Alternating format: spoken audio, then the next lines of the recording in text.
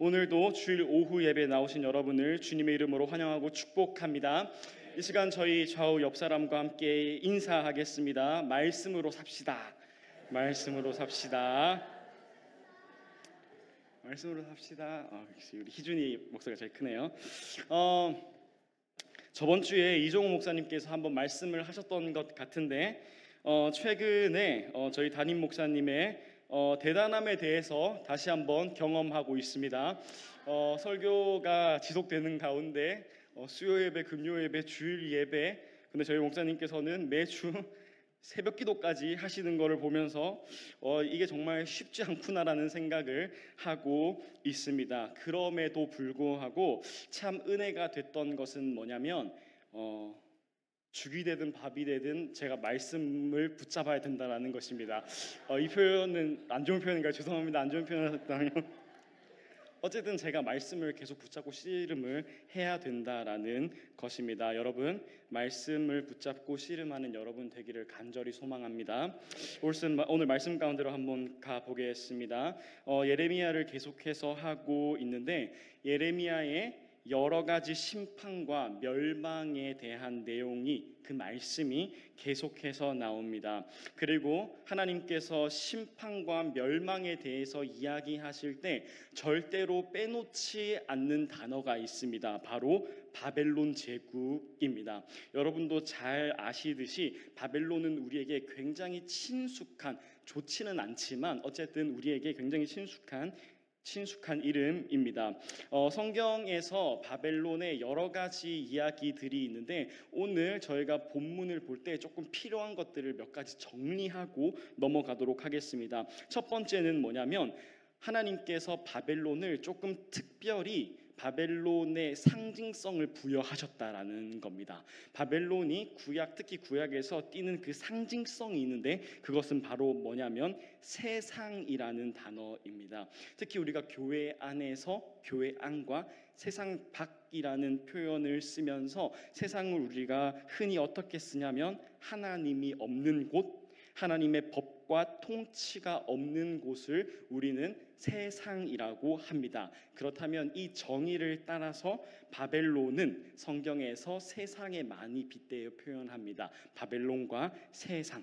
그리고 또 한 가지가 있는데 그것은 바로 뭐냐면 하나님께서는 바벨론이라는 세상을 통해서 그리고 세상을 사용하셔서 하나님의 말씀을 듣지 않는, 하나님을 바라보지 않는 이스라엘 백성들을 혼내시고 징계하신다라는 것입니다. 이스라엘 백성들로 하여금 바벨론의 포로가 되게 하시고 그들의 문화를 강요받게 하시고 그들의 종교를 강요받게 하는, 그래서 그 통치 아래 고통을 당하는 많은 이야기들이 구약 그리고 특히 예레미야에는 있습니다. 그래서 오늘 저희가 본문을 통해서 볼 것은 무엇인가 하면 하나님께서 바벨론을 어떻게 하시는지, 그리고 하나님의 백성들과 바벨론이라는 이 세상을 통해서 이들의 관계를 통해서 하나님께서 과연 어떤 말씀을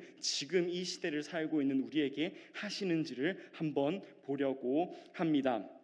먼저 바벨론은 당시 엄청난 제국이었습니다. 강대했고요, 힘이 있었고요, 주변 나라들이, 주변 지역들이 굉장히 바벨론을 무서워했습니다. 그리고 여기에 대해서 오늘 저희가 읽은 본문 가운데 굉장히 재밌는 표현 하나를 합니다. 바로 7절입니다. 7절을 띄워주시겠습니까? 오늘 저희가 읽은 말씀인데 뭐라고 하고 있냐면 바벨론은 여호와의 손에 잡혀 있어 온 세계가 취하게 하는 금잔이라 문 민족이 그 포도주를 마심으로 미쳤도다라고 말하고 있습니다. 바벨론을 뭐라고 표현하냐면 금잔이라고 표현합니다. 그리고 이 금잔 안에 있는 포도주를 사람들이 마시고 취했다고라고도 표현 안 하고, 죄송합니다, 성경에 나오니까 제가 쓰겠습니다, 미쳤다라고 합니다. 대놓고 미쳤다라고 표현을 하고 있습니다.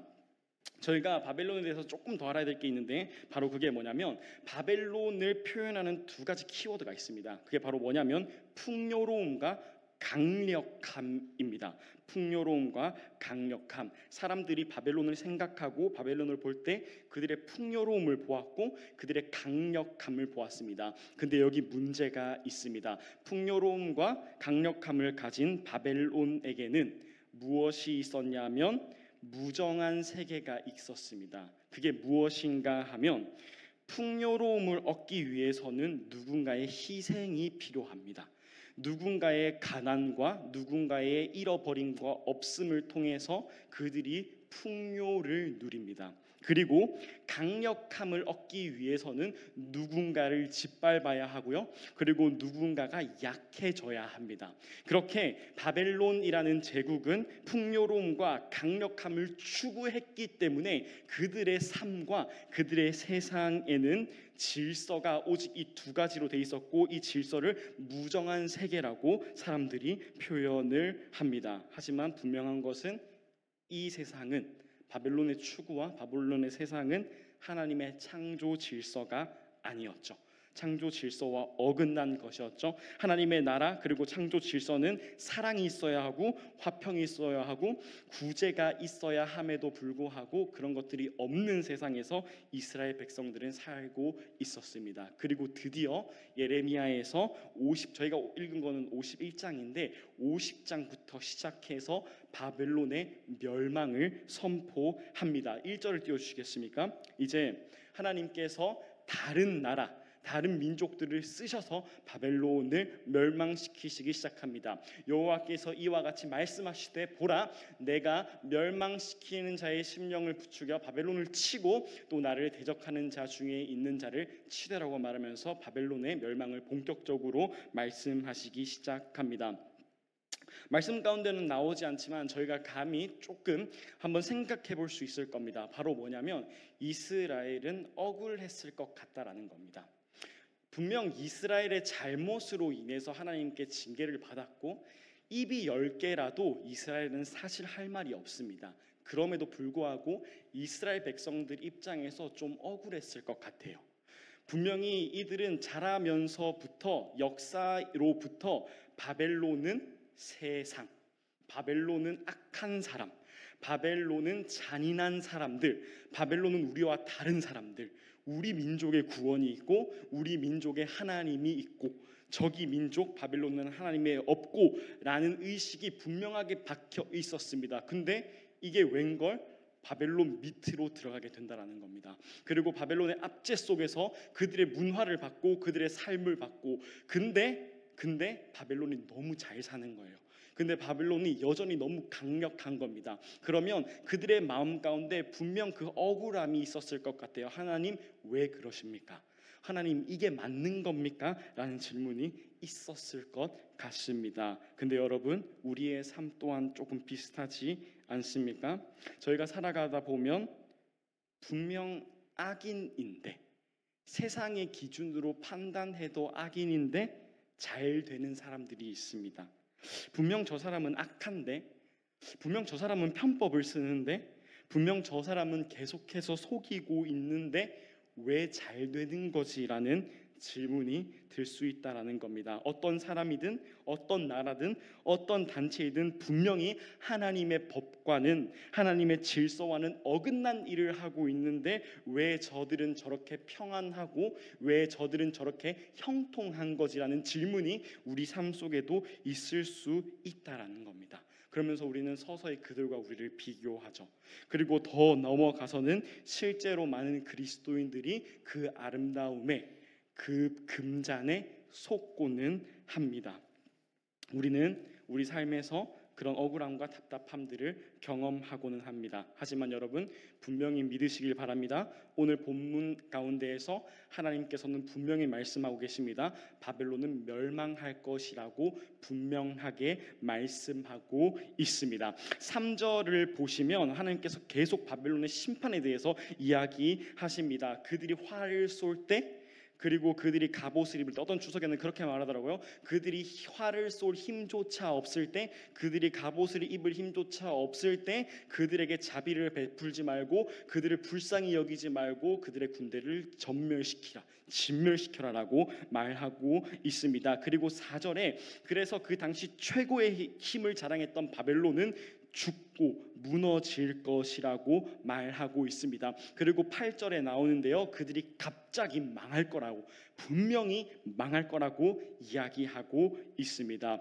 영신교회 성도 여러분, 세상과 여러분을 비교해하며 억울해하지 말기를 소망합니다. 아무리 지금 우리 눈에 세상이 화려해 보이고 저들이 잘 되고 그 바벨론의 금잔이 너무 아름다워 보여도 분명히 저희 하나님께서는 말씀하고 계십니다. 그 질서를 바로 잡을 것이라고 말하고 있습니다. 이 말씀을 믿으시기를 간절히 소망합니다. 그리고 그 다음 저희가 볼 것은 뭐냐면, 하나님께서 바벨론의 멸망을 계속해서 말씀하실 때 바벨론과 이스라엘 백성들은 바벨론의 압제 가운데 있었습니다. 그렇다면 하나님께서는 이 이스라엘 백성들에게는 뭐라고 말씀하실까? 이들은 어떻게 되는 것인가? 이들은 어디로 가야 할 것인가를 저희가 질문하면 좋을 것 같습니다. 이 질문의 정답이 5절에 나옵니다. 5절 띄워주시겠습니까? 5절은 저희가 함께 읽겠습니다. 이스라엘과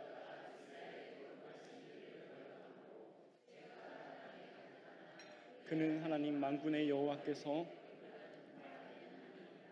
아멘.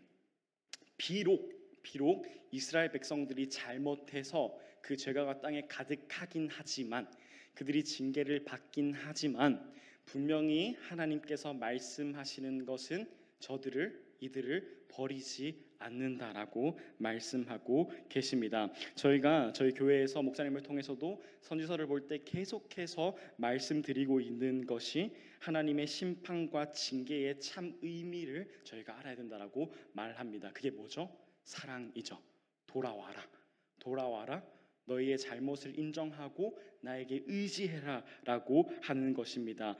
그래서 심판과 징계의 목적은 돌이킴과 깨끗하여짐입니다. 그래서 하나님께서는 51장을 통해서 바벨론의 멸망을 통해서 이스라엘 백성들에게 소망을 말씀하고 계신 겁니다. 내가 너희 버리지 않을 거야.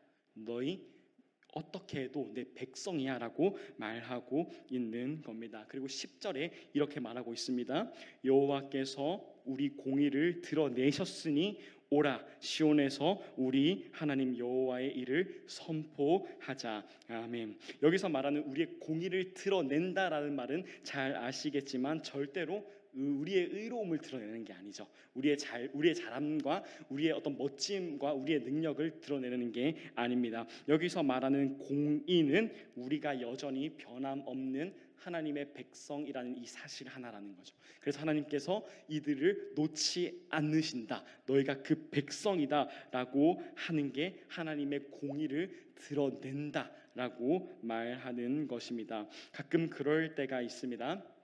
저희가 하나님의 영광을 세상 가운데 드러내야 된다라고 말하면서 가끔 오해하는 것이 있다면, 어떤 우리가 세상에 우리 주어진 일 가운데에서 최고가 돼서 세상 가운데에서 이 모든 것이 하나님께서 하셨습니다. 뭐 학생들로 비유하자면 전교 1등하고 이런 것, 이 모든 게 당연히 하나님의 영광이 되는 것도 맞지만, 우리가 함께 알아야 되는 것은 바로 뭐냐면, 우리가 하나님께서 우리를 부르신 그 세상 안에서 하나님의 백성으로 살아갈 때, 다른 사람들은 다 편법을 쓰고, 다른 사람들은 다 속이고, 다른 사람들은 다 서로를 짓밟으면서 풍요와 강력함을 얻을 때, 비록 나는 그것들을 얻지 못하더라도 하나님의 말씀, 진실됨, 올바름, 정의를 추구하면서 하나님의 백성대로 사는 그 사실, 그 삶 자체가 하나님께 영광이 되고 거룩한 백성의 삶이라는 사실입니다. 그리고 마지막으로 이제 우리는 시온에서 하나님의 거룩하심과 하나님의 일을 선포해야 합니다. 바벨론이 강력함과 풍요로움을 추구했다면, 그래서 그것들이 금잔이 되어서 세상 사람들을 미쳐 돌아가게 했다면 과연 우리가 추구해야 될 것은 무엇일까요? 한번 사도 바울의 이야기를 보도록 하겠습니다. 디모데후서 2장 혹시 준비가 되었나요? 안 된 것 같군요. 제가 한번 읽어드리겠습니다. 죄송합니다. 제가 말을 못한 것 같습니다. 디모데후서 2장 22절에 이렇게 말하고 있습니다. 또한 너는 청년의 정욕을 피하고 주를 깨끗한 마음으로 부르는 자들과 함께 의와 믿음과 사랑과 화평을 따르라라고 말하고 있습니다. 세상 사람들이 다른 것들을, 세상의 것들을 추구할 때 저희는 하나님 안에서의 의와 믿음과 사랑과 화평을 따라야 될 줄로 믿습니다. 이것이 시온에서 하나님을 선포하는 일일 줄로 믿습니다.